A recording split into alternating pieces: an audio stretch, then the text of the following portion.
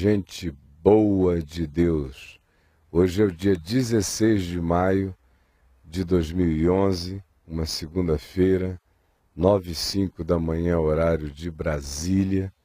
É mais um dia que o Senhor fez, um dia de graça, um dia de confiança ser renovada nele, um dia no qual as nossas certezas amanhecem sabendo que dia a dia as misericórdias do Senhor são a causa de nós não sermos consumidos.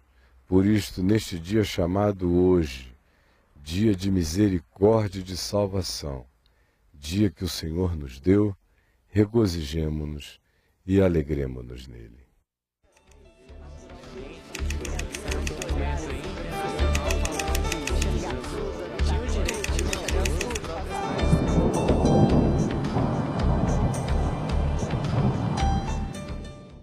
E a minha leitura nesta manhã é no Salmo 36, que nos diz em 12 versos o seguinte: há no coração do ímpio, do indivíduo sem piedade, sem fé, sem disposição para abrir-se a Deus e cuja disposição mental é oposta à da obediência, há no coração desse tipo de ser humano a voz da transgressão.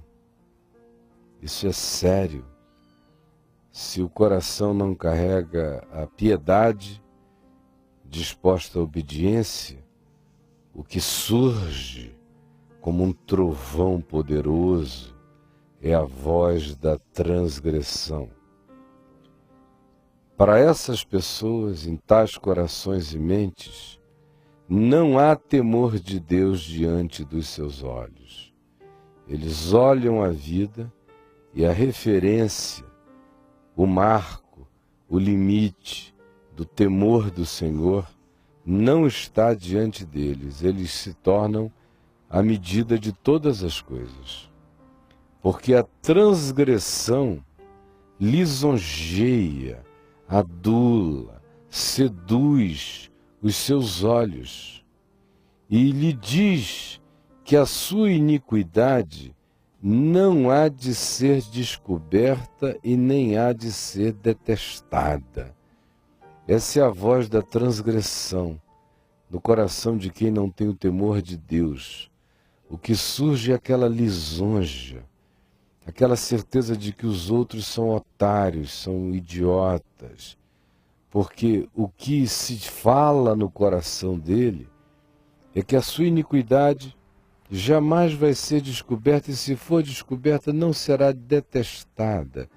Ele é o malandro cósmico. As palavras de sua boca, portanto, são malícia e são dolo, maldadezinhas o tempo todo, porque ele abjurou o discernimento, ele renegou a necessidade de andar com consciência na vida e também abjurou toda a prática do bem. Isso é coisa de gente tola, idiota, fraca, pensa ele. No seu leito, ele maquina a perversidade. A mente dele vai entrando num carrossel de elucubrações malignas. Como ele vai dar a volta num, como ele vai enganar o outro, como ele manipulará além alguém mais. A mente dele está sempre tramando o que é mal.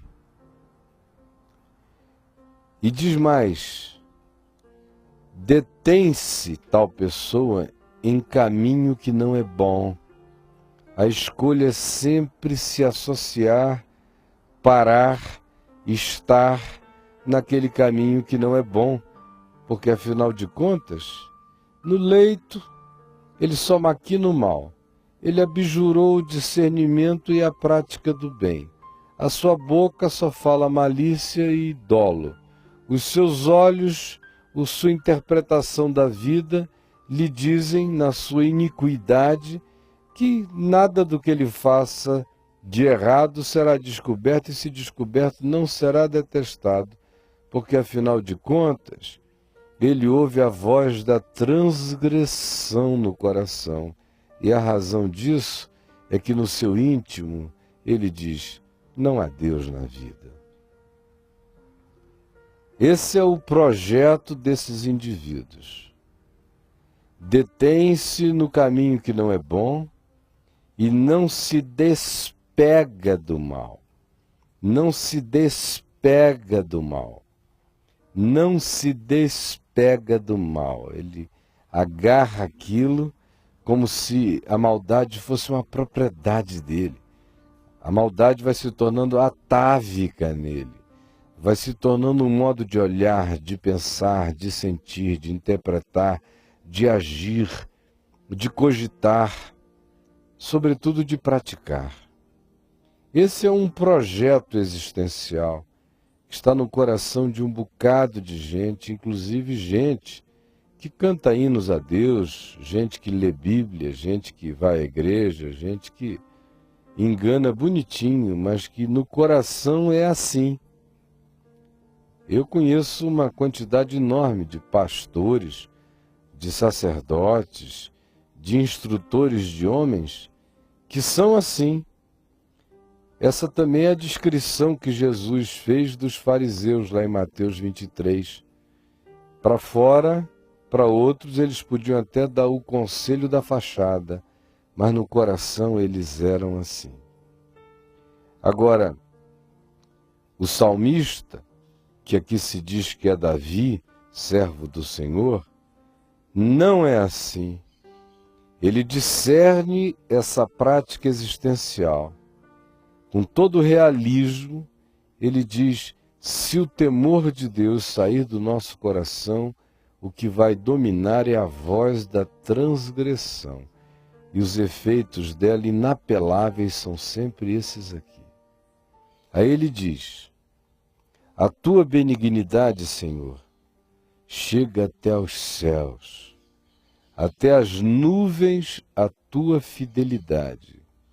A tua justiça é como as montanhas de Deus, os teus juízos como um abismo profundo.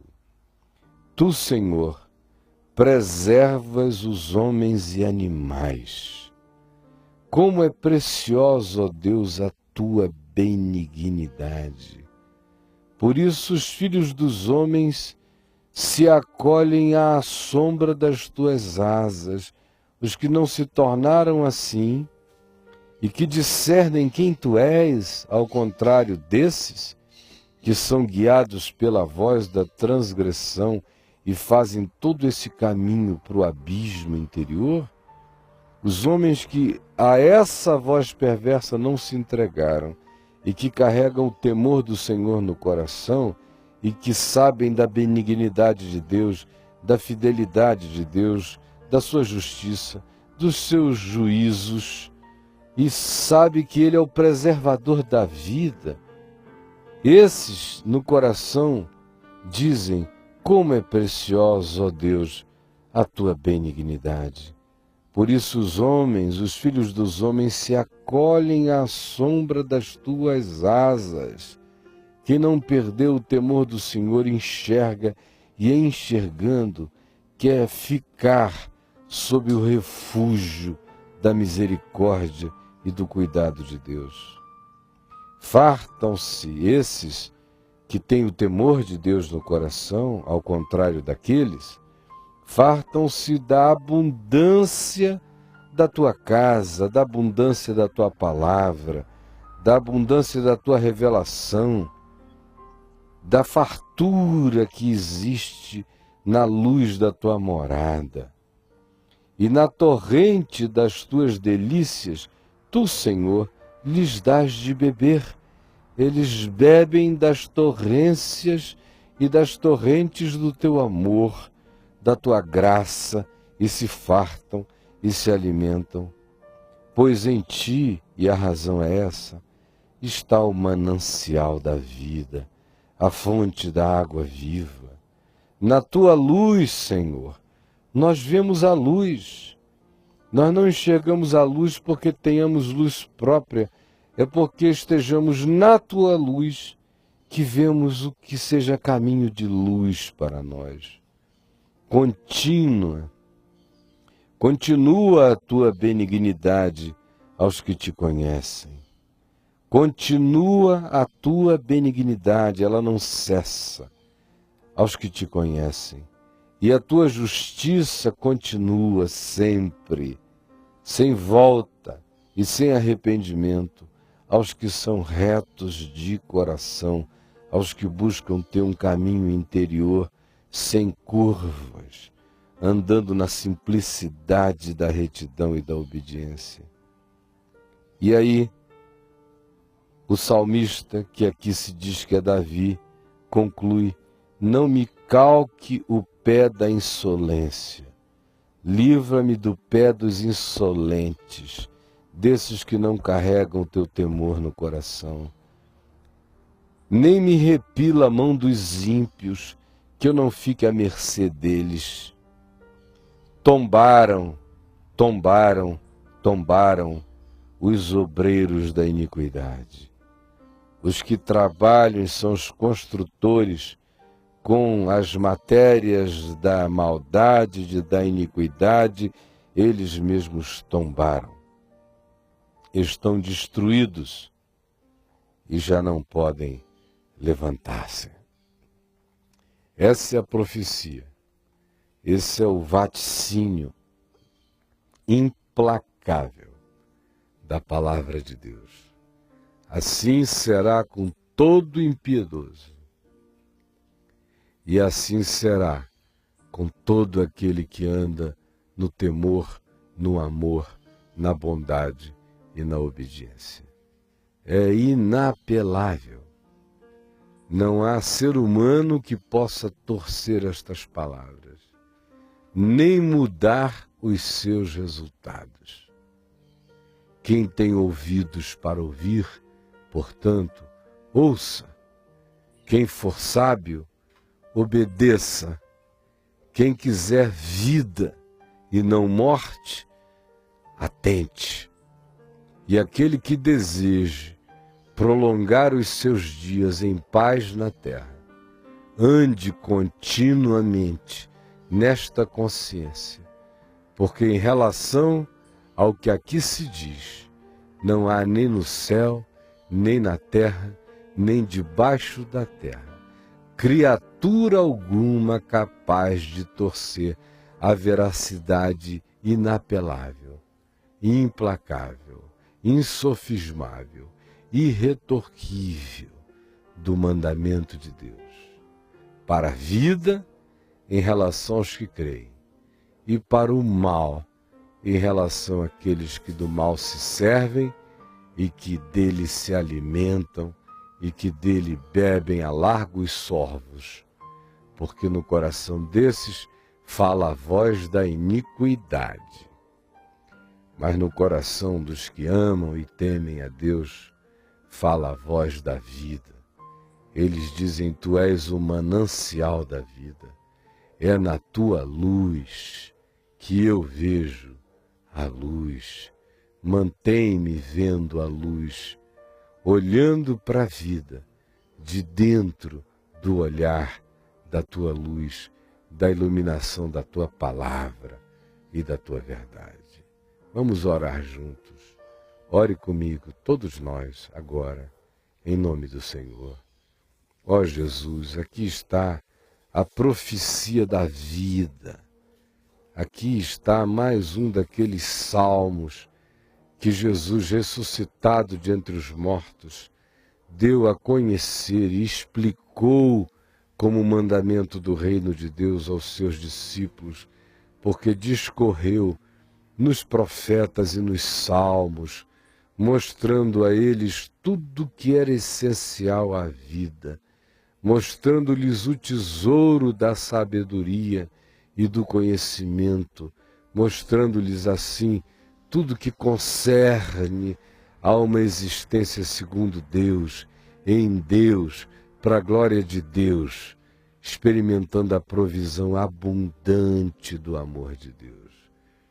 Eu te rogo por aqueles que hoje ainda são guiados pela voz da transgressão, que dão ouvidos ao gritar caprichoso, falacioso, enganoso, corrupto e diabólico da voz da transgressão nos seus corações, porque abjuraram a iniquidade, porque abjuraram a justiça, porque negaram o santo, porque dizem nos seus corações: não há Deus que me veja. Se eu for apanhado, não haverá consequências, e ainda que eu o seja, não serei detestado. Esses que pensam que porque a tua justiça tarda, eles têm espaço e folga para caminharem na maldade da qual não se despegam, à qual se grudam para a sua própria morte. Tem misericórdia de tantos quantos, vivendo neste estado, nos vejam ou nos ouçam neste dia, que o teu Espírito os quebre por amor. Que eles tombem hoje, como obreiros da iniquidade, que eles tombem, e com eles as suas obras, para ver se ainda há esperança, para que, quem sabe, ainda lhes haja cura, para que, quem sabe, o arrependimento ainda os visite para a vida e para a salvação. E eu te rogo por todo aquele, por menor que seja, que se agarra à tua benignidade, que crê na tua fidelidade, que exalta a tua justiça, que caminha em bondade e que sabe que de ti vem toda a provisão e que eles não precisam recorrer aos braços da iniquidade. Protege a cada um deles, fortalece-lhes o coração, a disposição mental, a atitude boa, e coloca dentro deles um caminho reto, simples e justo, segundo o teu amor, e permite que eles se alimentem desse manancial de vida que és tu, Senhor. E que na tua luz cada um de nós e cada um deles vejam a luz da vida. É o que eu te peço por mim e por todos aqueles que dizem amém à tua palavra nesta manhã. Em nome de Jesus, rogando que em qualquer outro tempo, fuso horário ou hora de repetição desse mesmo momento, a tua palavra chegue a cada um com aquela atualização cortante e verdadeira de quem de fato está ouvindo a voz de Deus. Eu sei que assim, eu creio que assim está sendo, eu sei que assim já é, em nome de Jesus e para a glória do Senhor Jesus. Amém, amém e amém. Gente boa, gente querida, bom dia, Braulio, tudo bem? Bom dia, Caião. Tranquilo aí? Tudo bem. Que Na bom, rocha. meu irmão. Na rocha. Rolling Stones. Amém. Satisfaction. Amém, meu querido. Olha só, você já recebeu alguma vez na vida recomendação religiosa para parar de tomar algum remédio da medicina? Recomendação religiosa para parar de tomar remédio? Não, cara. Não, né? Aliás, eu pouco recebi recomendações religiosas, eu não era um cara religioso. Né? Então assim... E já recebeu de alguma maneira uma recomendação de alguém que frequentasse, batesse um tamborzinho e dissesse: olha, Braulio, para você ficar bom desse negócio aqui, ó, tome essa garrafada, alguma coisa do gênero. essas paradas aí rolam. Rola, né? Sim, Já recebeu? Já recebi. Rola um chazinho, essas coisas assim, né? Mineirinho. Sei, mineirinho. Mineirinho rola. Um grapetezinho. Fazer um grapetezinho, aquela parada da... Vamos fazer um chazinho aqui que vai ficar tudo bem. Chá de carquejo. Aham, mas nada Não, maldoso. nada tudo- mandinguento, não. Nada mandinguento. Mandinguento, não. Então não vale, porque se não Tem que ser for- mandinguento. Tem que ser mandinguento. Mandinguento, deixa eu ver se já pintou na minha vida. Nunca pintou mandinguento, não. Não. Minha mãe aqui é uma pessoa que benze. Mamãe benze. É. A única mandinga, assim, estourando, é mamãe com a mão na cabecinha e benze. Na verdade, ela faz uma oração, Então entendeu? não se pode nem dizer que ela é uma benzedeira. Não, ela só benze filhos e netos. Então, nesse sentido, Pessoas eu que também, ela ama. eu sou um benzedeiro muito maior do que ela, porque eu vivo botando a mão na cabeça das pessoas e abençoando. Mas, Benzer é abençoar. exatamente. Mas eu já tive uma vez uma coisa na minha perna, assim, tipo aqueles cobreiros, Uhum. quando era criança, e a tia, lá na rua, lá de casa, que eu morava em BH, rolou uma folha, Um emplastozinho. rolou uma folhinha molhada, ela fazia uma mandinga assim e sarava. É. Isso aí rolou. Rolou, Agora tá né? me vindo aqui na Acho memória. que se você for lembrar, você talvez lembre de muito. Essa mais paradinha aqui eu lembro como se fosse assim, semana passada, não ontem, porque não tem tanta lucidez. assim. Era, nem tanta memória. O HD não Não, tem eu- tanta memória É porque assim. de uns tempos pra cá, Caio, tem umas coisas no meu HD que eu dei uma formatada, Deu, sabe? né? É, E saiu apagando, eu dei uma deletando. formatada, porque Jogou olha, na lixeira muita coisa. sem né? backup nenhum. É zero, Graças a formatei, Deus. tá tudo certo. Maravilha. E você em casa? Você já recebeu na igreja, porventura, alguma instrução que diga: pare de tomar esse remédio se você quiser que Deus cure você? Porque se você tomar esse remédio, é sinal de que você não tem fé e Deus não vai curar você?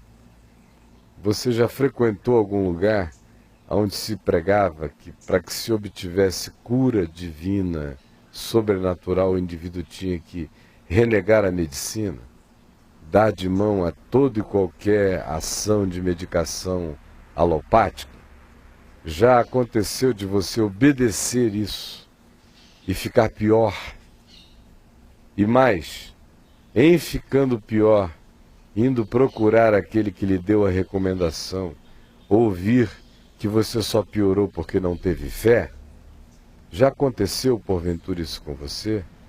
Enquanto você assiste essa matéria, que diz respeito a um padre, lembre-se de como isto é corriqueiro no nosso meio, em geral, relacionado sobretudo a pastores da fé, rema, da confissão positiva, a pastores do hiperpentecostalismo, que acham que Deus está em concorrência com a medicina e que se o indivíduo recorrer a médicos, ele está indo contra a vontade do Senhor e que o Senhor só cura se a pessoa tiver a coragem de chegar em casa e jogar todos os remédios fora e não tomar mais nada. Do contrário, Deus é tão caprichoso e ciumento que desistirá de ser Deus fazendo-lhe o bem, porque você esteja recorrendo a alguma forma de ajuda médica para melhorar a sua saúde? Você já viveu situações assim ou porventura as viva? Hoje, se for o seu caso de você ainda as viver, preste atenção nessa matéria, porque daqui a 12 minutos eu queria que você tivesse enchido aqui o nosso chat com as declarações do que porventura aconteceram na sua vida, estejam acontecendo, ou do conflito que você ainda tenha a esse tipo de coisas. Aquele tipo de conflito do Camus no livro A Peste. Se eu combater os ratos na peste bubônica, eu estou indo contra Deus que criou os ratos. E se eu deixar os ratos proliferarem, eu estou indo contra o homem, porque os ratos estão matando os homens. É o mesmo dilemazinho patético que ainda se ensina hoje dentro das igrejas para todos os lados.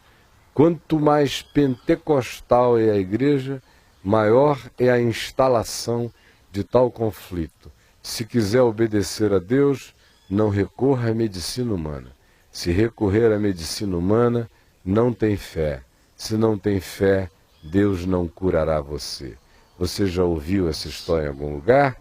Enquanto a gente assiste essa matéria, lote o Braulio com declarações honestas, sinceras. Por favor. Roda lá, minha gente. Depois de serem convencidos por um padre a abandonar o hospital e a aderir a um tratamento alternativo.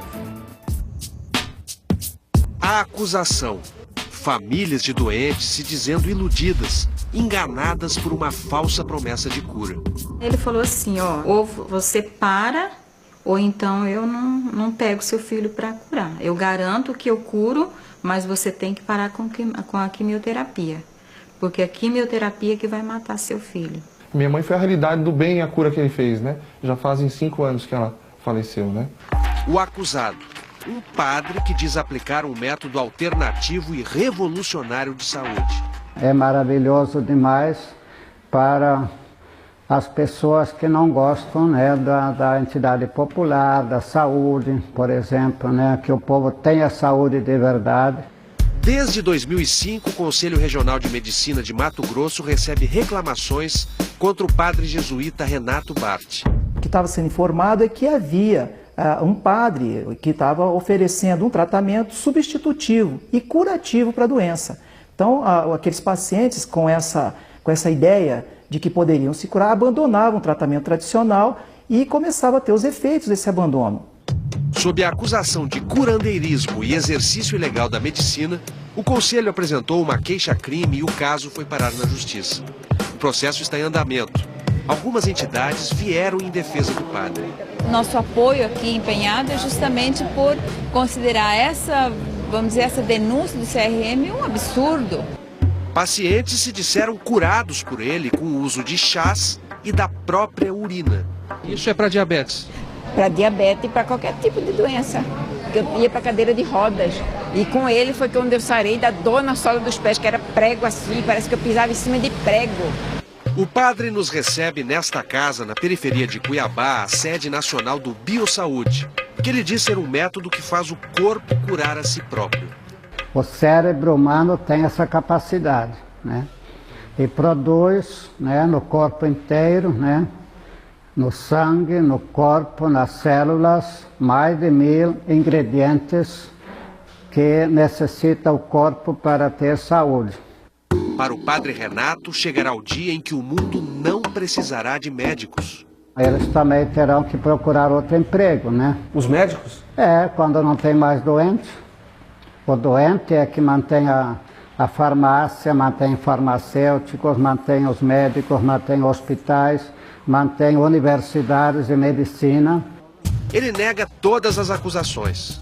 O senhor propõe que a pessoa deixe de tomar a medicação alopática? Não, eu não proponho, né? Porque isso é do doente e com o seu médico ou na farmácia, né? E por que o senhor acha que o conselho, então, denunciou o senhor? Já falei, ó. Dor de cotovelo? Dá dor de cotovelo, né? Ver que é a cura, sim, para tantas doenças. Dor de cotovelo dos médicos? Em geral, da indústria farmacêutica, né? O Biosaúde se sustenta na ideia de que todas as doenças têm cura. O que significa dizer que não existem doenças incuráveis? É porque o ser humano é capaz de se curar. Se aparecer uma pessoa com vírus HIV aqui, ela pode se curar? Isso ela em si poderia, né? O senhor pode nos mostrar os seus métodos, como é que funciona aqui, o atendimento? Eu acho que não convém, né? Por quê, padre? Tá na internet, você pode ler. O senhor não acha importante explicar o método? Não para as acho. pessoas? Não. Nem precisa saber por que a pessoa vai no médico e pede lá vai para o laboratório e tal, não entende nada de laboratório, né? Por que precisa saber do nosso método? Para saber o que ela o que está sendo aplicado a ela. Não precisa. No site do Biosaúde encontramos os métodos de tratamento que prometem a cura. A argila ajudaria a eliminar câncer e infecções. O uso do chá e da urina do paciente dependeriam de um exame, o bioteste. Com uma câmera escondida, filmamos este exame no Biosaúde de Curitiba. E o curso você fez aqui mesmo? Não, eu fiz com o padre Renato, que implantou no Brasil. Ele é feito por duas pessoas que entrelaçam os dedos na frente do paciente. Uma delas segura uma vareta metálica que teria o poder de identificar a parte do corpo que está doente. Quando isso acontece, os dedos dos atendentes afrouxam. Em minutos, sai o diagnóstico da produtora do Fantástico que se deixou examinar. Você já está com célula pré-cancerosa. Está no ovário, no útero, tá? É simples que se forma um campo magnético no dedo, dele depende tudo. Está comprovado que não funciona cientificamente, independente da opinião. Já foi testado e não funciona. A vareta metálica? A vareta, a argola, o magneto, tudo. Quem contesta é o Dr. Riad Yunis, um dos maiores especialistas em câncer do Brasil, médico do Hospital Sírio-Libanês de São Paulo e professor da Faculdade de Medicina da USP. Pedimos ao Dr. Riad que comentasse as afirmações do padre sobre o Biosaúde. O uso da urina para tratar doentes. A criança nasce sem tóxicos e sem micróbio, né? Em parte porque ela toma até meio litro de sua própria urina por dia no ventre materno, né? A gente elimina pela urina, pelas fezes, o que não é bom para nós, o que é desnecessário para o nosso corpo. Se eu colocar tomar de novo, eu não consigo imaginar que jeito isso pode fazer bem. E o diagnóstico de doenças. O mal de Parkinson é causado pela malária? É, em grande parte, né? Acho que os 90%, mesmo em regiões frias, né? Mas imagine, por exemplo, tem país que não tem malária, zero malária, e Parkinson em grande quantidade. E como que explica isso? O parasita esse da diabetes, ele come carne. Parasita da diabetes? Qual é o parasita da diabetes? É o mesocestoide. É o que causa a diabetes? É. A gente não tem essa correlação com esse parasita ou qualquer parasita. Porque tivesse essa correlação, o tratamento de diabetes seria muito fácil. Basta esterilizar esse parasita e encerrava o assunto. O ex-reitor da PUC do Rio de Janeiro, padre Jesus Hortal, doutor em Direito Canônico, também é jesuíta e foi professor de padre Renato. Ele acha que o ex-aluno pode estar cometendo um grande erro. Ele pode ter toda a boa intenção possível, mas me parece que há também riscos e muito graves para a saúde das pessoas. O Fantástico localizou 3 famílias com parentes tratados pelo padre. Todos tiveram o mesmo fim. A mãe deste homem tinha um câncer no útero. Deixou o hospital depois de procurar o Biosaúde. Aí ela confessou isso para mim. Ela falou que o padre Renato disse, olha, a senhora para ser curada, para se livrar desse câncer de uma vez por todas, a senhora tem que fazer uma opção. Ou aqui conosco, ou na medicina. Na medicina a senhora não vai ter a cura. Então é só conosco. E ela optou, infelizmente ela fez a opção de escolher só por esse padre Renato. Quando a mãe morreu, ele foi ao Biosaúde cobrar explicações do padre, mas nunca o encontrou lá. É esse padre que se diz tão caridoso e tão bondoso, que some na hora que mais precisa dele? O filho de 2 anos deste casal de camponeses tinha câncer nos rins. O tratamento já estava combinado com a médica, mas antes eles foram ao Biosaúde. E o que o padre Renato disse para vocês? Aí lá ele falou assim, ó, eu garanto que eu curo o seu filho. Só que você tem que ficar só com o meu tratamento. Mas e a doutora? Ele falou, não, você larga pra lá e pronto. O padre Renato falou? Foi assim, não foi bem que ele falou? Não, ele falou que não precisava ir lá mais. Ele falou, não, é só você parar. Você não vai mais lá. E vocês não avisaram os médicos então? Não.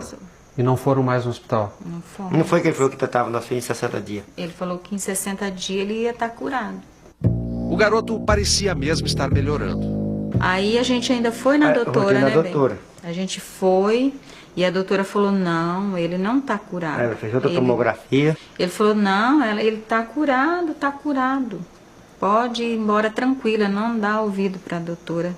Tudo o que eles gostariam agora era poder voltar atrás. Eu faria tudo muito diferente. Jamais eu teria tirado meu filho do hospital. Nunca, nunca. Nunca que eu ia tirar meu filho do hospital. Eu me sinto um lixo, eu me sinto péssima. Eu não me sinto mãe. Eu me sinto ser pior da face da terra. Porque eu fui na onda. O garoto tinha 3 anos quando morreu em junho de 1999, depois de uma desesperada tentativa dos médicos de recuperar o tempo perdido e conter o avanço da doença. Um esforço que se mostrou inútil, como comprovam os registros aqui do hospital. Com a condição de não revelar o nome do menino, a família nos autorizou a ver o prontuário dele. As anotações comprovam as etapas do arrependimento. A mãe relata os conselhos do padre, o abandono do tratamento, a morte do filho. Procuramos o padre novamente para ele falar sobre as acusações. Você não está gravando, não? A gente está gravando, mas nós estamos registrando a nossa visita aqui. Vamos lá. Vamos aí na casa da irmã. Aqui no Bio não tem nada agora. O padre passou direto e não quis nos receber. O advogado dele o defendeu. Em nenhum momento, para pessoa nenhuma, o padre ou qualquer pessoa que trata do Biosaúde recomendou o abandono do tratamento convencional. Não é o que diz Cristiane. Porque eles falavam assim, não pode fazer esse tratamento alternativo tomando remédio, fazendo quimioterapia, não. Senão não funciona o alternativo. Você não pode tomar nada químico, nenhuma medicação, nada. Mas eles sabiam que a sua mãe tinha um tumor? Tinha, levou documentação de exame, o diagnóstico, tudo. A mãe dela foi tratada em um núcleo do Biosaúde em São Paulo, com aplicação de argila sobre um tumor de mama. Tem que colocar folha disso, folha de couve, para puxar, queijo, tofu, e sabe, a promessa que aquilo vai reconstituir, você tá vendo que aquilo tá... Você tá morrendo, né? Sabe, parece que não tem mais argumento com a pessoa, é como se fosse uma lavagem cerebral, sabe aquelas pessoas que acreditam numa coisa assim, que você não consegue explicar? Quanto mais a mãe piorava, mais difícil era falar com o pessoal do Biosaúde. Ela procurava para consulta, não conseguia. Ligar, não conseguia falar. Quando ela conseguiu falar, a mulher falou para ela, olha, a gente achou que ia dar certo, mas não deu. Aí foi a hora que ela desabou, né? A mãe morreu no primeiro dia de 2002. Foram quase 10 anos de silêncio. Mas falar sobre isso agora é, para Cristiane, como uma página que ainda faltava. É uma missão cumprida. Sabe quando você se sente bem de falar, mãe, eu fiz por você? Entendeu? Acho que é isso.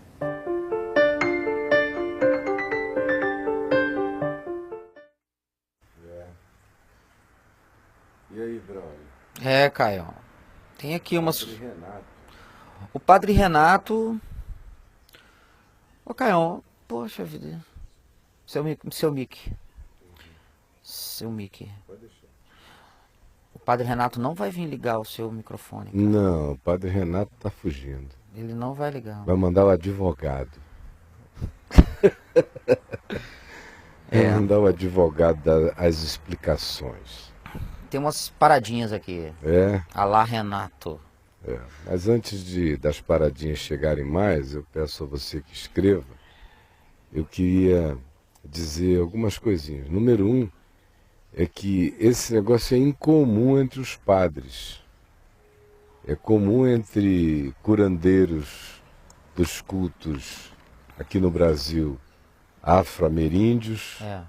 É comum entre certos tipos de espiritismos de cura. É comum entre pastores.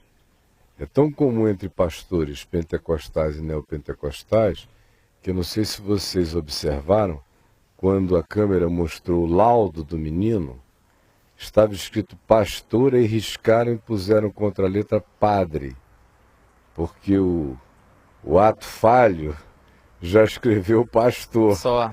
Porque, em geral, o pastor faz isso a 3x2, não é? Cada vez mais.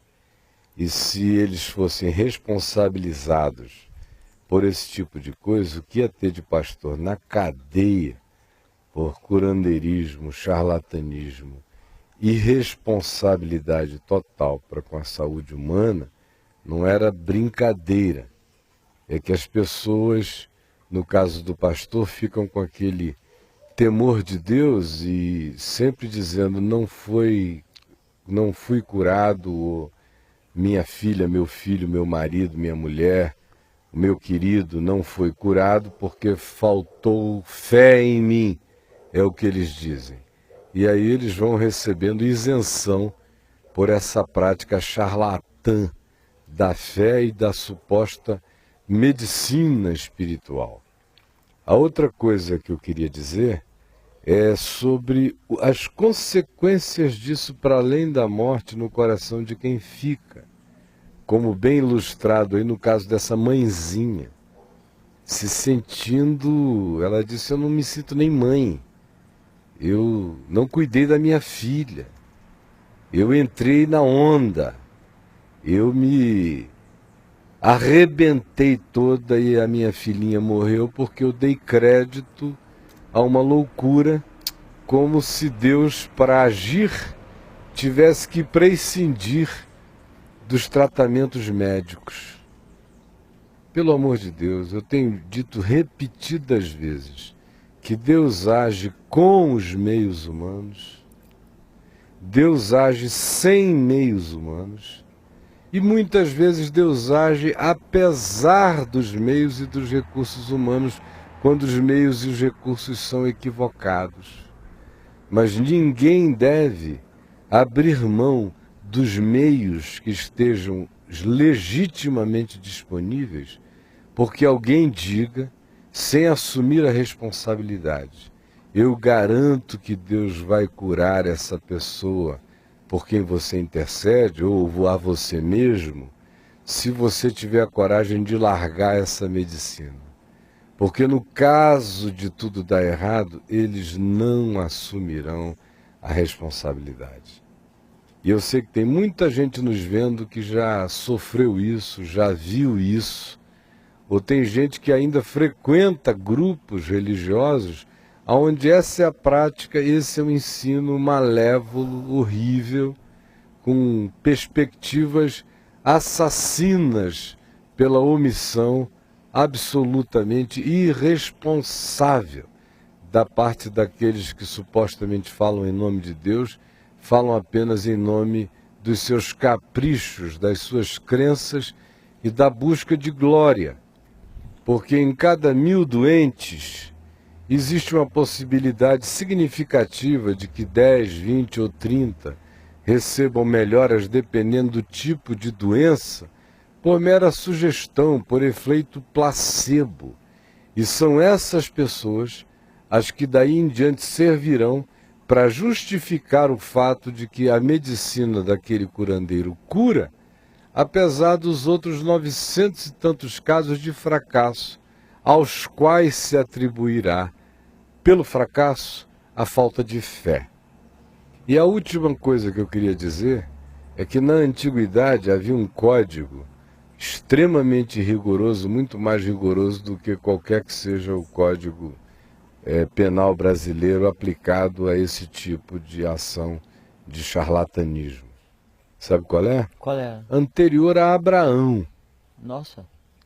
É bem antiguinho. É bem antiguinho, meu amigo. Eu visitei, a última vez que eu visitei a pedra original desse achado, eu já a visitei algumas vezes, mas a última vez faz 3 meses. Ela está no Museu do Louvre, é uma pedra escura, cinza, chamado Código de Hammurabi. No Código de Hammurabi, Hammurabi era rei da Mesopotâmia, daquela região de onde procedeu Abraão, de Ur dos Caldeus. Só que Hammurabi viveu 100 e poucos anos antes de Abraão. E havia uma epidemia de falsos médicos naqueles dias, aplicando medicinas as mais diversas com a promessa de que curariam o doente, em troca de somas elevadíssimas em ouro, em pedras preciosas, em bens, em patrimônio. Eles garantiam, eu curarei o seu doente ou a você, se você fosse o doente. A consequência é que uma quantidade enorme de pessoas estava morrendo para todos os lados. Aí o Hammurabi disse, eu vou resolver essa história. E quando escreveu o seu código de leis, dentre as coisas que ele listou como a serem obedecidas pela sociedade, ele incluiu um capítulo para os médicos e os curandeiros, dizendo o seguinte: todo curandeiro ou médico que prometer com certeza absoluta que curará alguém e que receber pagamento de qualquer natureza por tal cura prometida, se o paciente vier a morrer, o médico será amarrado com o corpo do paciente, com uma pedra, e jogado no rio Eufrates. Aí, meu amigo, acabou na região da Mesopotâmia o charlatanismo e o curandeirismo, porque os caras que antes prometiam essas curas e já ganhavam bens em antecedência para curar. Pagamento adiantado? Adiantado, metade adiantado, como é comum acontecer. Antes da Quando o indivíduo morria, ele tinha que abraçar o defunto e ir junto para o abismo no rio Eufrates. É bem rígido, né, Caio? Bem rigidinho. É. O pessoal também recebia antes da morte, né? É, já começava a receber, tinha que receber o pagamento depois também. Imagina um né? contratinho. É. Né? Como é que você imagina esse contrato? Em contratinho assim, se você me dá essa grana, se ele morrer eu sumo, se ele não morrer, aí fica tudo bem. Uhum. Se ele morrer eu vou pro mar. Vou pro rio. Vou pro rio com a pedra. Ô Caio, é pesado. É. Ser médico lá era uma profissão muito mais arriscada até do que algumas profissões aí. Não é arriscado ser médico. O que é arriscado é ser charlatão. É. Porque o que o médico tem que fazer é: não sei se curarei. Sei, Caio, mas naquela época não tinha médico assim, né? Tinha. Tinha uns caras bacanas. Que nós é que imaginamos que a medicina é uma coisa muito moderna, que surgiu há pouco tempo atrás. Não. A medicina da antiguidade já foi evoluidíssima. Ah, é? A medicina ela perdeu a sua capacidade de evolução no tratamento, foi sobretudo durante o período da implantação do cristianismo europeu, a chamada Idade das Trevas. Foi a idade menos médica e menos científica que o planeta já teve. Porque os antigos egípcios, meu amigo, eles tinham capacidade de abrir a calota craniana, de tirar tumor no cérebro. Eles faziam cirurgias impensáveis, os sumérios, os mesopotâmios, inclusive usando o mesmo tipo de instrumento, com a mesma aparência que a medicina moderna usa hoje. Uhum. O mesmo tipo, para fazer as mesmas coisas. Tinham anestésicos, ainda eram mais sofisticados, porque os hospitais eram verdadeiros spas de recuperação holística. De modo que a medicina já foi muito mais adiantada do que a gente possa imaginar. Foi o cristianismo constantiniano, basicamente a Igreja Católica, que legou ao planeta quase 1.500 anos de obscurantismo total, porque toda e qualquer ciência que começasse a ser desenvolvida era logo taxada pela Igreja como bruxaria. Foi isso que aconteceu, daí o atraso tão grande. Mas não é arriscado praticar a medicina quando o médico é honesto. Quando o médico diz: olha, não sei se curarei, eu não sou Deus, nós vamos fazer o melhor. Você vai pagando aqui pelo tratamento. Se houver resultados a essa altura, eu receberei a minha remuneração a posteriori. Agora, enquanto isso, nós vamos comprar os medicamentos, submetermos-nos a isso. Se estiver dando certo, a gente prossegue. Se não estiver, não há nenhum dogma no tratamento. Vamos fazer meia volta, volver, procurar caminhos alternativos. Ou o médico chega honestamente e diz: olha, no que me concerne ao conhecimento, ao saber médico científico, eu lavo as minhas mãos, o meu limite está aqui. Eu já não tenho o que fazer. Não considero que isso seja perigoso. Ao contrário, isso é de bom alvitre.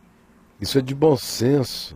É assim que a sabedoria mana, é assim que a humanidade tem que tratar humanamente o outro, que na fragilidade é entregue a você, na suposição de que você tenha alguma capacidade de curá-lo pela medicina, por qualquer que seja o outro agente ou elemento. Ô, Caião, mas assim, teve uma época, por exemplo, Da Vinci, ele abriu o pessoal. Mas já morto, né? É, Ele era pra dar só aquela catalogada. um estudioso de anatomia. Um estudioso de anatomia. Então, não mas era assim, médico. essa viagem da curiosidade do Da Vinci naquela época dele, os egípcios lá atrás já tinham mais a manha que ele? Não, os egípcios não só do cadáver, eles abriam corpos vivos para operar. E depois fechavam. Faziam cirurgias. Cirurgias com reportes de curas médicas idênticas aos que a gente tem aqui hoje em dia. Por que acabou isso assim? Criou-se um hiato aí? Foi o que eu disse. Especialmente com o surgimento do cristianismo constantiniano e com a igreja convergindo para si todos os poderes divinos de cura, porque qualquer que fosse o benefício humano que viesse fora das mãos da igreja era considerado uma competição com o poder da igreja de matar, de dar vida. Sei. A igreja se transformou num diabo de soberania. A igreja achatou a ciência, né, cara? Acabou. Aí quando a ciência, pelo Renascimento, começou a enfrentar a igreja diabolizou a ciência como diaboliza até hoje. Tudo que for científico é diabólico. Mas o que o povo fala, se fala alguma coisa? Cara, diz que no Egito Antigo o pessoal já fazia até cesariana. Claro. Tem gente falando. Agora falando dessa questão da curandeirismo, né? Do curandeirismo. Tem algumas coisas aqui. Nunca obedeci essas orientações, mas já vi um pastor dizer que se você dizimar 3 vezes no mesmo mês, seu pecado será perdoado e você será curado. Eita, coisa boa. Eita, safadópolis. E esse é bom. 3 dízimos. Pelo amor de Deus. Então não é dízimo, é um a cada 10 dias. É dízimo, de 10 em 10 dias. É o trízimo. Conheço gente que não gosta que as pessoas vá ao médico, até mesmo a esposa. Cara. Ô Caio, já vi um pregador falando de púlpito para a pessoa deixar de tomar remédio. O cara aí já vacilou. Tem muitos, meu amigo, muitos, não são poucos não. Uma testemunha de Jeová, amiga, quase deixou o filho morrer por uma simples infecção de dente. E testemunho de Jeová ainda é pior, é proibido receber sangue, transfusão de transfusão, sangue. né? Tem esse papo. Aí o que morre de gente, os médicos têm pavor no hospital quando chega um testemunho de Jeová para ser internado. Eu tenho vários médicos que dizem, olha, eu não trato, eu entro em pânico, porque às vezes eu sei que a única maneira de ajudar aquela pessoa é através de uma transfusão de sangue, e aí é uma luta, é um conflito, eles não querem, não deixam, e se você fizer, eles entram com processo contra você, por ter violado o código religioso deles. Tem uma história de um testemunho de Jeová que quebrou o braço, deu fratura exposta, chegou lá no médico. Aí o pessoal falou assim, aí, vai engessar? O médico falou, você é testemunho de Jeová? Falou, sou. Então engessado sou eu, meu filho. Não posso fazer nada. O engessado aqui sou eu. Fica aí. Vamos lá. Por outro lado, o caótico e péssimo sistema do SUS no nosso país contribui muito para essa realidade. Porque ele incita os curandeirismos. Enfim, declarações. Na igreja em que eu frequentava era diferente, os pastores tinham mania de medicamentos, tomavam de tudo que se dizia ser bom e indicavam aos outros. Essa aqui é uma igreja ao contrário. Essa aí é da automedicação. É a igreja hipocondríaca. Ô Caio, que tipo de enfermidade estava se referindo Tiago no capítulo 5, verso 14 e 15? Qualquer uma. Qualquer uma? Chame os presbíteros da igreja, a oração da fé curará o enfermo. Não tem que fazer pré-diagnóstico, olha, esse tipo aqui cura, aquele ali não. Qualquer enfermidade. Beleza. Agora, a questão que ele deve estar querendo levantar é, então por que nem todos aqueles que são ungidos com óleo recebem a oração da fé ficam curados? Talvez fosse a questão que ele quisesse levantar, daí ele ter querido selecionar o tipo de enfermidade. Né? Psicossomáticas, por exemplo. Não, é que a gente também esquece que Jesus diz, esta enfermidade não é para a morte, significando dizer que existem algumas que são. A gente esquece que morrer de uma enfermidade não é um mal desgraçado. O profeta Eliseu, que curou muita gente, que até ressuscitou mortos, o texto lá de Reis diz que ele sofreu de uma enfermidade da qual veio a morrer. E apesar de morrer daquela enfermidade, anos depois, jogaram um morto que estava para ser sepultado. E houve uma invasão de inimigos na terra de Israel subitamente, e eles não tiveram tempo para sepultar o morto, pegaram o cadáver e jogaram na tumba de Eliseu. E quando o corpo do morto bateu nos ossos de Eliseu, o morto pulou vivo. Você veja, o cara que curava todo mundo morreu de uma enfermidade, e mesmo depois de morto, a simbolização do que ele tinha sido em vida, quando jogaram um defunto sobre o corpo dele, o morto ressuscitou, significando dizer que o curador pode morrer de enfermidade. E mais do que isso, a gente esquece de João, na sua primeira epístola, dizendo que se a gente pedir qualquer coisa segundo a sua vontade, ele nos ouve. De modo que nem toda vez que eu peço desejoso para que Deus cure alguém, aquele alguém será curado, porque frequentemente não curar aquele indivíduo é a melhor coisa que se pode fazer por aquele indivíduo na perspectiva do que naquela pessoa seja mais importante, prioritário e essencial. Nós não somos seres alinhados por causa da queda, nós nos desalinhamos. Espírito, alma e corpo estão em desconexão.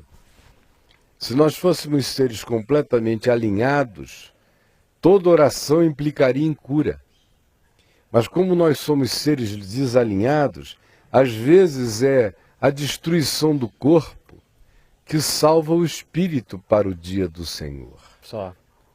E tem mais uma outra coisa a acrescentar. Há um salmo que diz que pela insistência de Israel, Deus concedeu-lhes o que queriam, mas fez definhar-lhes a alma. Então, quando eu oro com toda a fé.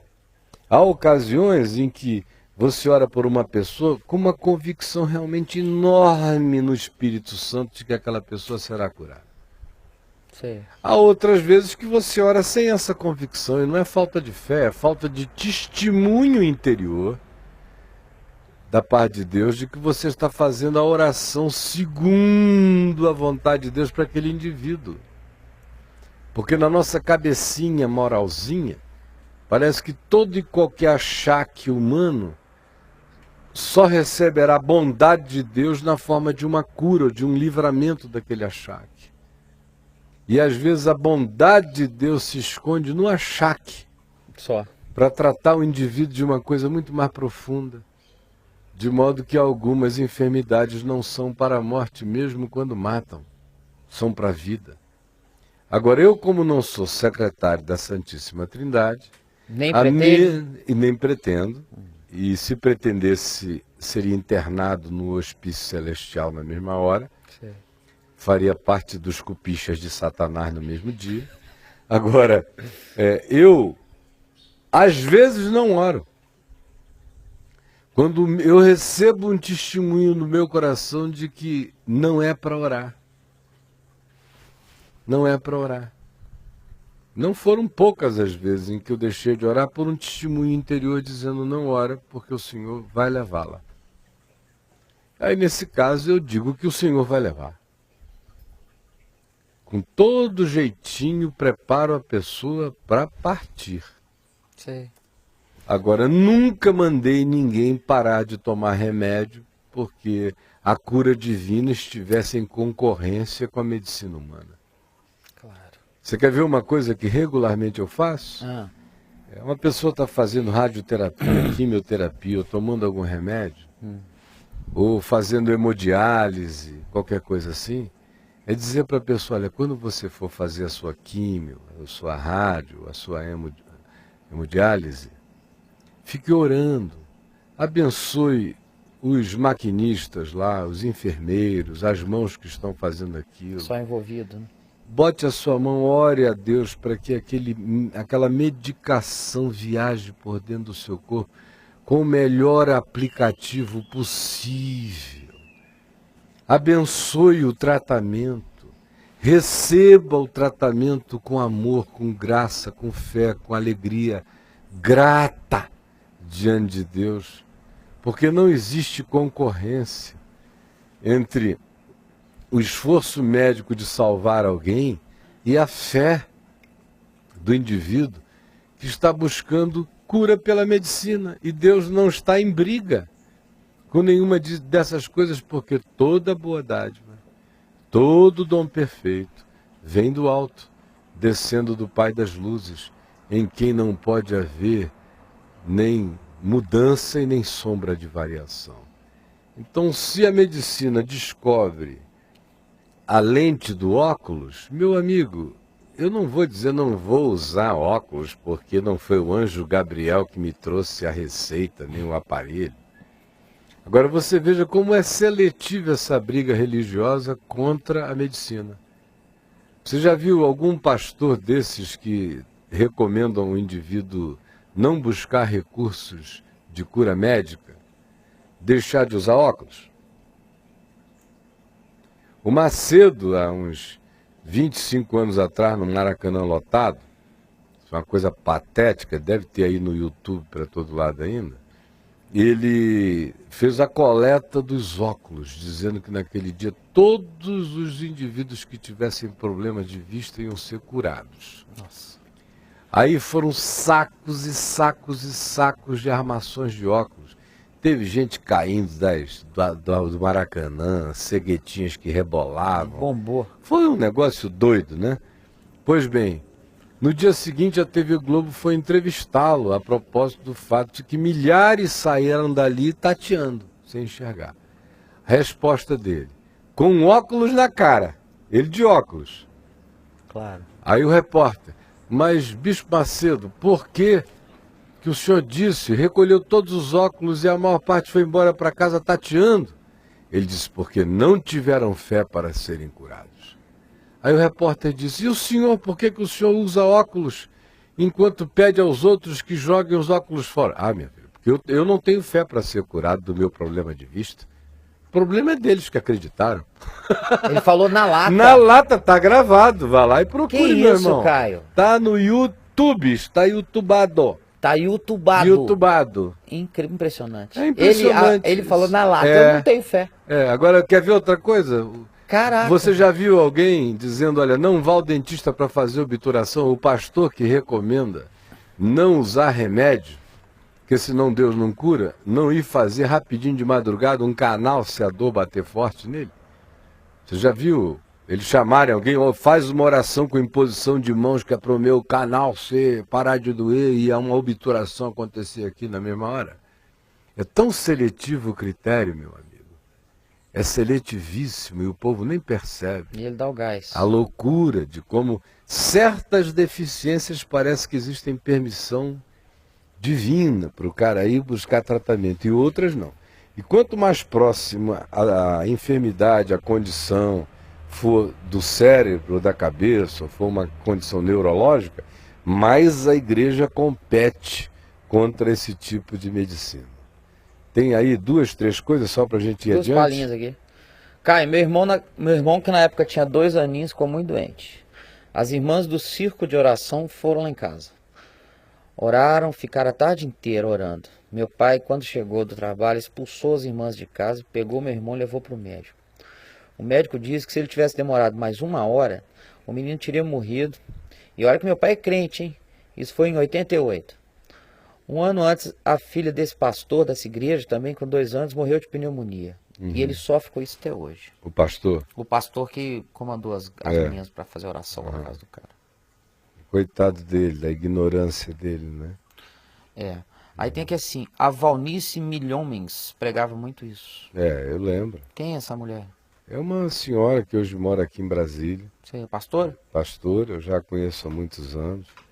Ela é uma pessoa na qual eu não incluo nessa categoria aí, ela é uma pessoa séria, O que aconteceu com ela muitas vezes nos últimos 30 anos foi que ela andou totalmente equivocada. Mas já retornou? Ela, gradativamente, eu vejo a Valnice se distanciando daquelas loucuras que ela pregou durante uns bons 25 anos. E a minha oração é que ela ainda vai voltar a ser completamente quem um dia ela foi. Apenas uma mulher de Deus simples, piedosa, crente, que pregava só o Evangelho, sem nenhuma busca de invenções. Mas ela ficou uns 25 anos envolvida com tudo que era invenção, mas ela fazia com um coração, eu diria, em sinceridade. Às vezes ela ficou meio enlaçada pela conjuntura e pela circunstância, deu umas vaciladas feias nessa área, como quando ela estava no auge dessa pregação aí, de que quem cria e fazia confissão positiva não ficaria doente jamais, ela pregava na TV, ela adoeceu violentamente, foi internada em São Paulo, no hospital, às escondidas. Porque ela e os que estavam à volta dela diziam, se o povo souber que você que prega isso ficou doente, não teve cura para você, pela palavra rema, pela palavra de autoridade, pela confissão positiva, eles vão descrer de tudo que nós estamos pregando. Aí ela se internou às escondidas, o que foi uma hipocrisia. Aí ela vacilou. Foi quando eu soube disso que eu escrevi aquele meu livrinho chamado Tá Doendo, que deve estar por aí em algum lugar.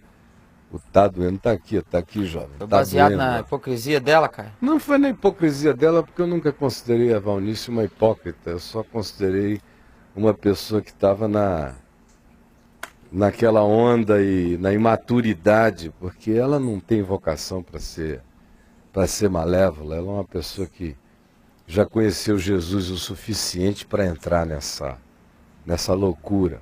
Mas mesmo os que conheceram, se não estão enraizados somente na simplicidade do Evangelho, acabam entrando nesses surtos, nesses moveres que vem de 5 em 5 anos, vem uma onda nova. E durante uns 25 anos ela andou muito nesses moveres por aí. Ultimamente, pela misericórdia de Deus, eu a tenho visto dia a dia chegar mais perto do que seja uma vida de uma discípula andando com normalidade no Evangelho da Graça, somente isso. E a minha oração é que ela faça a virada de vez mesmo. A outra coisa que eu acho que ajudou muito a Valnice é que ela experimentou uma tragédia. Algumas das pessoas mais queridas dela no ministério dela morreram de uma única vez num acidente de carro. Oh.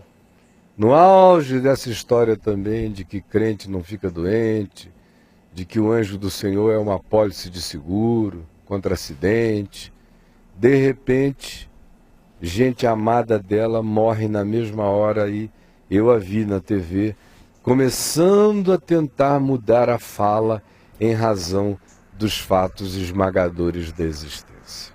Mais uma para a gente ir adiante? Deixa eu ver aqui, Caião. Tem uma garota aqui que ela fala da questão dos padres. E ela fala que na Igreja Católica os padres usam até o nome de Deus, mas o nome de Jesus é pouco usado. E que... O que você acha, Caio, da postura dos padres em relação a essa questão das curas em comparação aos pastores? Eu acho que eles são supersticiosos, né? Quando surge aí algum tipo de santa milagreira, uma Virgem Maria não sei das quantas, uma Aparecida que apareça. Eles estimulam porque, como na Igreja Católica não há manifestação nem do conhecimento do Evangelho, nem do poder de Deus, não há unção na palavra, eles ficam vivendo de todas as aparições que gerem algum epicentro de interesse mágico, místico no coração do povo e estimulam. E já no caso dos pastores, o pastor é a Nossa Senhora da Aparecida. Ô Caio, esse namorinho aí da Igreja Católica com o pessoal do Espiritismo, eles têm Eles têm um namorinho, não, eles têm um concubinato. Como é que chama? Concubinato. Eles, não é um casamento oficial, mas há um amaziamento extraconjugal. Caio. Porque eles não querem perder povo também. Aí o povão todo é macumbeiro, é espírita. Porque então pessoal... eles ficam em cima do muro fazendo essa médiazinha. Não é assim que a doutrina da igreja ensina, mas a gente precisa entender a falta de compreensão do povo. Aí eles caminham nesse concubinato. Entendeu, meu irmão? Entendi. Vamos passar Vamos adiante? seguir? Eu estou precisando ali comer uma coisinha gostosa. Eu toda vez que olho para ali e vejo esse negócio aqui pendurado em mim, leva um susto. Que isso aí, Caio? Essa é coisa do Fonseca. O Fonseca tá penduricando você. O Fonseca veio lá de Alto Paraíso esse fim de semana pro aniversário do netinho dele, Cauê. Aí eu fui ali no aniversário do Cauê, quando eu ia saindo de lá, ele tirou esse negócio assim do pescoço dele e falou: olha que eu mandei fazer para você. Pois é. Aí me deu, disse que aqui ainda tinha uma cruzinha que ele ia botar não sei o que e tal. Falei: Fonseca, vindo de você, tudo é carinho. Aí ele disse: mas é uma biojoia. Uma biojoia. Porque é tudo feito de coquinho amazônico. É um amazonense que mora lá em Alto Paraíso que faz essas coisas. Ele falou: vou levar para o Caio essa biojoia. E no Alto Paraíso a gente se farta disso aí, né? Vixe, é mega. onde você vai tem. Não falta lá é bagulhinho para comprar. Tudo que é esquina, os hippies do passado foram todos para lá. Tá mesmo. Não é mesmo? O pessoal tá tudo lá. Os remanescentes, com os cara dinossauros. de Eduardo. São os dinossauros do Jurassic Park dos hippies que migraram para Alto Paraíso. Isso. Agora eu quero perguntar a você o seguinte: se você fosse estudante numa universidade celebrada, uma universidade séria, com professores sérios, com mente bem científica, de repente um professor seu dissesse: olha, eu estava andando no campo, como foi o caso de uma universidade num dos países nórdicos, e eu vi durante horas uma manifestação de luzes absolutamente inexplicáveis, para além de qualquer compreensão científica, humana, moderna, de qualquer natureza. E daqui para frente eu recebi autorização da universidade para que eu forme um grupo de estudantes, pesquisadores e de cientistas para a gente ir acampar lá e fazer pesquisas a respeito do assunto. Você iria? E em indo, e havendo uma proliferação enorme dessas manifestações, qual seria o seu diagnóstico? É isso que a gente vai ver sobre luzes num país nórdico, onde não existe praticamente gente ignorante. Roda lá, minha gente, roda lá. De todas as aparições das luzes misteriosas no mundo todo, algumas das mais espetaculares ocorreram num remoto vale no meio da Noruega.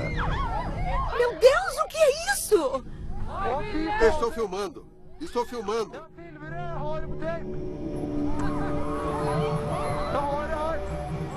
Está se separando.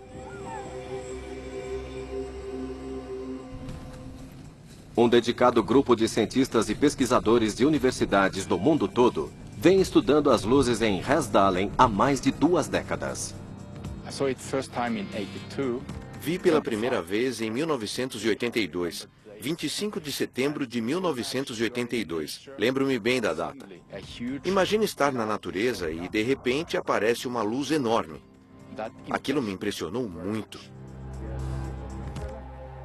Fascinado por este contato pessoal com as luzes misteriosas, Earl Strand contata o departamento de pesquisa de sua universidade. Por que não estão fazendo nada? Quando descobre que ninguém está pesquisando o fenômeno bizarro, ele mesmo decide fazer isso.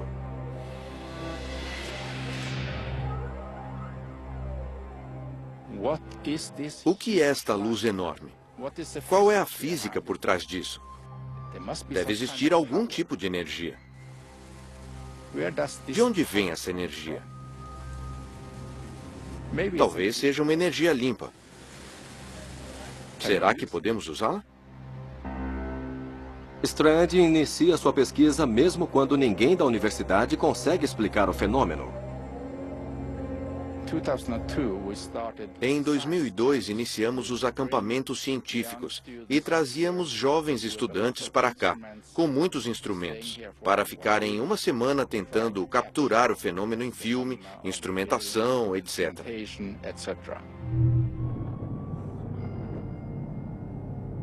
Aqui, as luzes de Resdalen fazem uma súbita e dramática aparição. Ali, ali! Já vi. São duas, são duas.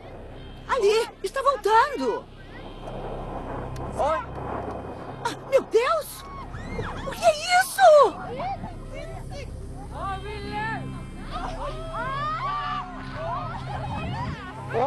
Estou filmando, estou filmando.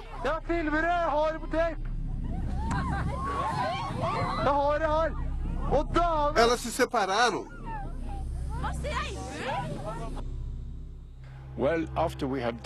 Depois de fazer algumas medições, de obter alguns resultados, conseguimos alguns dados.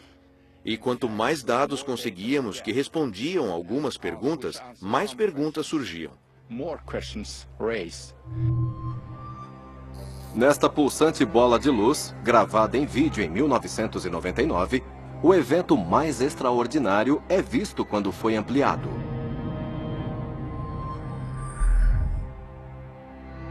Uma luz menor aparece, é tragada pela luz maior. Mas os cientistas só conseguem descrever o que vem.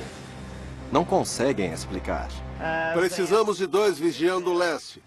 Estudantes e pesquisadores vão aos postos de observação espalhados ao redor do Vale de Resdalen, esperando medir o fenômeno de luz. Medimos 3 metros, medimos 5 metros. Elas iluminam o solo, pairando durante horas. Luzes a 50 graus acima do horizonte. Câmbio. Então eles localizam algo inesperado diretamente abaixo de onde as luzes apareceram. Encontramos alguns rastros no solo, na neve. Não havia neve derretida. Não havia nenhum sinal de calor. Pegamos amostras da neve para verificar bactérias. Na neve ao redor, havia bactérias normais. Mas no rastro, as bactérias estavam mortas. Isto mostra aos pesquisadores que as luzes interagem com o ambiente de formas estranhas. Mas, novamente, qualquer explicação é mera especulação.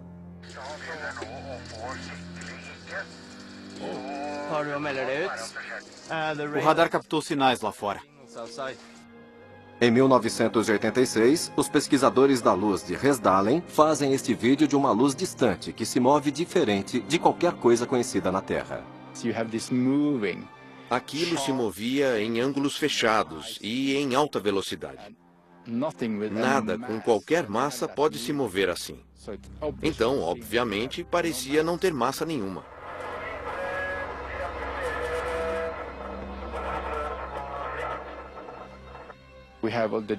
Temos todos os dados com o radar refletindo forte, como se fosse um objeto sólido.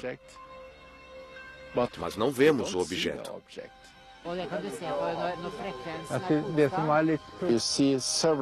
São várias luzes em alguma coisa.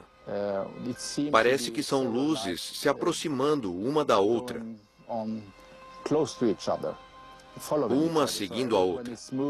Quando uma se move, todas se movem. Parece que estão ligadas a algo.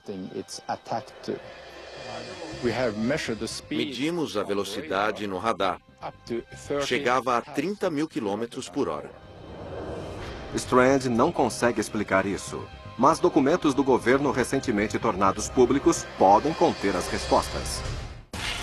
Os pesquisadores noruegueses não estão sozinhos observando as luzes misteriosas. Nick Redfern é escritor e investigador paranormal e estuda as luzes misteriosas há anos. Ele conversa com muitas testemunhas que acreditam numa forma de inteligência não humana por trás das luzes. Nós temos testemunhas que falaram de suas experiências, que falaram terem sentido um tipo de inteligência emanando dessas bolas de luz e que elas parecem seguir movimentos inteligentes, quase como uma aeronave voando, em alguns casos. 2 pilotos da Segunda Guerra estão entre estas testemunhas. Durante a Segunda Guerra, ocorreu um fenômeno similar às luzes fantasmas, mas que ficou conhecido como Foo Fighters, que eram bolas de luz de movimentos rápidos. Elas perseguiam aviões americanos, alemães, ingleses, japoneses, e cada país pensava que era uma arma secreta do outro, o que não era verdade. E havia alguns paralelos próximos entre as luzes fantasmas. Uma que elas pareciam exibir alguma inteligência, não voavam aleatoriamente, literalmente perseguiam aviões e às vezes quase entrando em combate com eles. Alguns pilotos acreditavam que Foo Fighters eram uma arma feita pelo homem e outros acreditavam que objetos similares eram alienígenas. O Ministério da Defesa britânico encarregou uma comissão para pesquisar as bolas de luzes. A investigação do Ministério da Defesa chegou a uma conclusão intrigante: que o contato direto entre essas luzes e seres humanos poderia afetar o cérebro humano, causando alucinações e ver imagens que realmente não existem. Estamos falando de fenômenos como uma esfera de relâmpago, luzes aéreas não identificadas que no fim são OVNIs, não uma aeronave ousada. Isso estava no relatório do Ministério da Defesa. Esse fenômeno é real, que pode afetar de maneira prejudicial a percepção das pessoas. Em Londres, o Ministério da Defesa vinha pesquisando as luzes misteriosas há décadas. Documentos recentemente tornados públicos confirmam isso. Segundo um dos relatórios, elas ocorriam diariamente no mundo todo e exibiam características aerodinâmicas superiores à de qualquer aeronave ou míssil conhecidos. E que eram um fenômeno aéreo não identificado, mais conhecido como OVNI. Reino Unido. Manston. Um dos mais incríveis contatos com um objeto voador não identificado foi em 1957. Aconteceu na base aérea inglesa de Manston, envolvendo pilotos de caça dos Estados Unidos. O documento revela o nome de um dos pilotos, Milton Torres. Hoje o piloto aposentado mora na Flórida. Ele pode ser um dos únicos pilotos que enfrentou um OVNI em combate direto. Ele guardou o segredo de sua história durante décadas, mas hoje pode contar ao mundo o que testemunhou. Era 20 de maio de 1957. O tempo estava fechado desde o chão. Não havia nada, não havia estrelas para serem vistas devido ao tempo. O tenente Torres e seu copiloto sobem quase 10 mil metros a toda velocidade. Permaneci em pós-combustão. O alvo aparece no radar. O alvo ia para trás e para frente, parava e partia, e só fazia isso. E nós tínhamos que derrubá-lo. O sinal era enorme. Retornava ao meu radar, como se fosse um porta-aviões no Mar do Norte. As ordens do controle da Terra eram claras: disparar tudo contra o alvo. Eu não tinha ideia do que estava acontecendo. Era provavelmente o começo da Terceira Guerra Mundial. Apesar da sua hesitação, ele se prepara para atacar. Eu estava travado e mirando. E a 20 segundos de puxar o gatilho, de repente, o meu alvo me deixou. O que ele vê no radar parece impossível. Naquela hora eu estava em ponto 92 Mach. Estava a 92% da velocidade do som. E aquilo fugiu 10 vezes mais rápido. Estava fazendo perto de Mach 10 e desapareceu da tela. Nenhuma aeronave da Terra atinge Mach 10. O controle ordena Torres para voltar à base. Disseram que um homem da embaixada viria falar comigo sobre esta missão. Depois descobri que isso era chamado de susto. O tenente Torres é obrigado a não falar com ninguém sobre a missão. Passei pela escola para me tornar piloto e não queria que ninguém tirasse isso de mim. Por isso calei a boca. E ele guarda segredo de sua experiência por várias décadas. Quando a missão deixou de ser sigilosa em 2006, Torres descobre que não é o único piloto a ter enfrentado um OVNI. Falei com vários pilotos de caça que viram aparições incomuns como esta. Muitos desses pilotos testemunharam luzes misteriosas. Falei com outros pilotos que viram as luzes. Alguns juraram que era um OVNI e nada puderam fazer. E Torres não tem ideia do que enfrentou na Inglaterra. Aquilo voava rápido. Não consegui pensar em nada mais rápido. O mesmo vale para o programa de pesquisa do governo britânico. Não há nenhuma explicação para o OVNI que o tenente Torres enfrentou. É outro contato sem uma resposta. No mundo todo, as estranhas luzes continuam a surgir espontaneamente no céu. Cientistas e pesquisadores continuam se esforçando, esperando que um dia a resposta vá chegar. Versão. Na minha opinião, continuo a afirmar, são manifestações espirituais e que tendem a crescer. E você veja aí a equipe científica que se dedicou a examinar essas coisas, alegou ali que durante anos e anos viu, e algumas vezes por horas a fio, que tinha uma densidade de massa diferente, era uma espécie de massa de luz, suficientemente densa para ser detectada em robô, e em radar, e ao mesmo tempo eles disseram, dotada de uma inteligência que transcendia a própria massa. Aí você diz, por que você apresenta isso outra vez? Apenas na minha insistência de que a gente mantenha os olhos abertos, porque essas são de fato manifestações espirituais que tenderão a crescer entre nós. Se você não quiser comentar o assunto, não precisa. Pelo visto aqui no chat, a coisa tomou uma outra direção, não é mesmo, Braulio? O pessoal está ainda na cura e teve até gente que foi para a cachoeira tomar banho de água com pipoca, é isso?